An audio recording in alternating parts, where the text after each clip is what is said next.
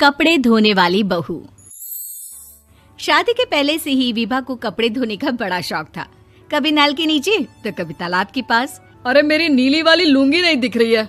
विभा की अम्मा, कहाँ रखी है लुंगी? अरे वो तो विभा ने परसों ही धोकर रखी थी आपकी अलमारी में, देखो वहीं होगी। वो ना मैंने आज धो दी, मुझे लगा कि गंदी हो गई होगी। अरे कैसे गंदी हो गई थी? उसे तो मैंने पहना भी नहीं। हे भगवान, इस लड़की के कपड़े धोने की आदत से परेशान हो गया हूँ मैं। जितना तो घर में राशन नहीं आता, उससे कहीं ज्यादा डिटर्जेंट पाउडर का खर्चा है। इसकी शादी करवा दो, शादी जाए अपने घर में ही करे काम, फिर चाहे घर के कपड़े धोने हो या पूरे गांव के। हाँ ठीक बोल रही हूँ, देखता हूँ मैं कोई लड़का। वो दिन भी आ जाता है जब विभा को देखने लड़के वाले आ जाते हैं। लड़की मुझे अच्छी लगी। होने वाली सास कहती है, बेटी अगर कुछ पूछना है तो पूछ लो। वैसे तो हमारी लड़की बहुत ही शर्मीली है, जो बोल दो वो मान लेती है, इसे क्या पूछना होगा। अरे कैसी बात कर रही हो माँ, मुझे इन लोगों के घर रहना है, सवाल तो कई है। हाँ हाँ बेटा, पूछ लो ना, क्या पूछना है। आप लोगों के घर कपड़े कौन धोता है? सास का मुंह बन जाता है। देखो, अगर तुम ये कहना चाहती हो कि तुम्हें कपड़े धोने नहीं आते तो सुन लो, कपड़े मैं ही धोती हूँ, लेकिन तुम्हारे आ जाने के बाद मैं रुमाल तक नहीं धोऊंगी। अरे चुप रहना भाग्यवान, बहू बेचारी घर आई नहीं, उसे डराना शुरू कर दिया। वो क्या है ना बिटिया, अभी तक तो ये कल्लू की माँ ही धोती थी, लेकिन अब तुम्हारे पापा तो दहेज में वॉशिंग मशीन देंगे ही। तभी विभा की माँ बोल पड़ती है, सवाल भी पूछा तो क्या। वैसे भाई साहब, मशीन की तो फिर भी कपड़े धोने की कैपेसिटी होती है। मतलब जो बिटिया दे रहे हैं ना विभा, इसे कपड़े धोने का बहुत शौक है। ये आप लोगों के क्या, आस पड़ोस गांव मोहल्ले सबके कपड़े धो दे और उफ तक ना करे। बाहर देखा नहीं आपने कितने कपड़े सूख रहे हैं? सब हमारी बिटिया ने ही तो धोए हैं। बस भी करो ना माँ, शर्म आ रही इतनी तारीफ सुनकर। और तो और एक दाग निकाल कर दिखाओ तो मान जाऊं। हाँ अच्छा, माफ करना बेटा, मैंने गलत समझा। हमें तो रिश्ता बहुत पसंद है। और ऐसे जुड़ जाता है रिश्ता कपड़े धोने का शौक रखने वाली विभा का। उसकी शादी हो जाती है कोयला फैक्ट्री में काम करने वाले कल्लू के साथ। शादी के बाद अचानक विभा चिल्लाती हुई सास के पास आती है। सासू माँ, अरे सासू माँ कहाँ है आप?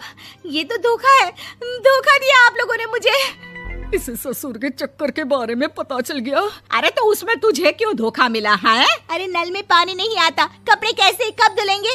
अच्छा, तू पानी नहीं आ रहा उसकी बात कर रही है। तो आपने क्या सोचा?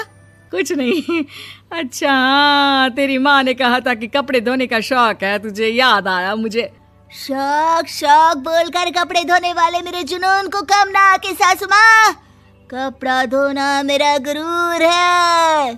तभी पति भी वहाँ आ जाता है। अभी मैंने इसे सनी देओल की फिल्म दिखाई है, उसी के डायलॉग मार रही है माँ। अच्छा सुन, साफ साफ बता रही हूँ, पानी सुबह 4 से 6 और शाम को 10 से 12 आता है, समझी?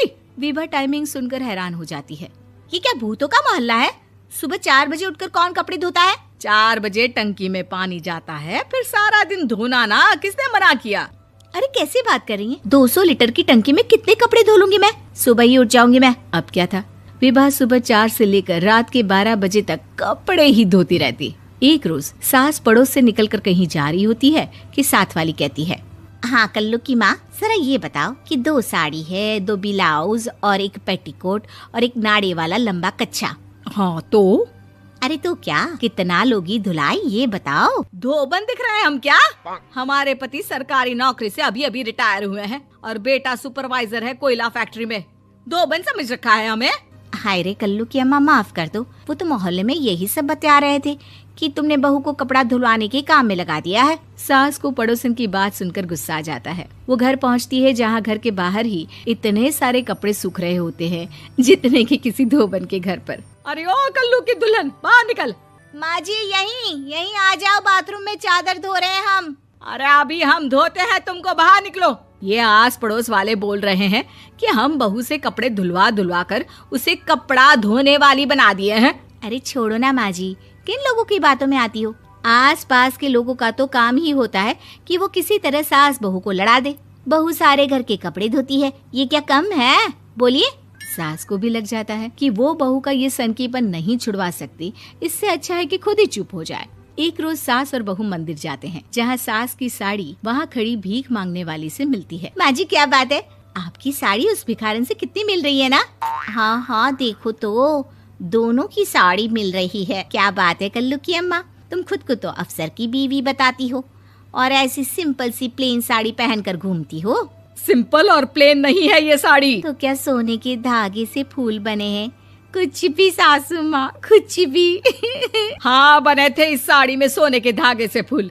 मेरे पति लेकर आए थे मद्रास से स्पेशली मेरे लिए 10,000 की। है भाई साहब इस भिखारन के लिए भी सेम टू सेम साड़ी लेकर आए होंगे 10,000 की। सास उस वक्त तो कुछ नहीं कहती, लेकिन बहू के साथ घर आती है और अलमारी से एल्बम निकाल कर लाती है। ये साड़ी देख रही है, ये वही साड़ी है जिसे मैंने अभी पहना था। इस साड़ी में ये जो चमकदार फूल दिख रहे हैं ना, ये सोने के धागों से काटे गए हैं। लेकिन तू लोकल वॉशिंग मशीन ब्रश से घिस घिस कर सारे फूलों को निकाल कर साड़ी प्लेन कर दी। मुझे माफ कर दीजिए सासू माँ। और तो और, जब मैंने तुझे तेरी गलती के लिए कुछ नहीं कहा, लेकिन तूने तो सबके सामने मेरा मजाक ही बना दिया। क्यों? बहू को समझ में आ जाता है कि अब से उसका कपड़े धोना बंद।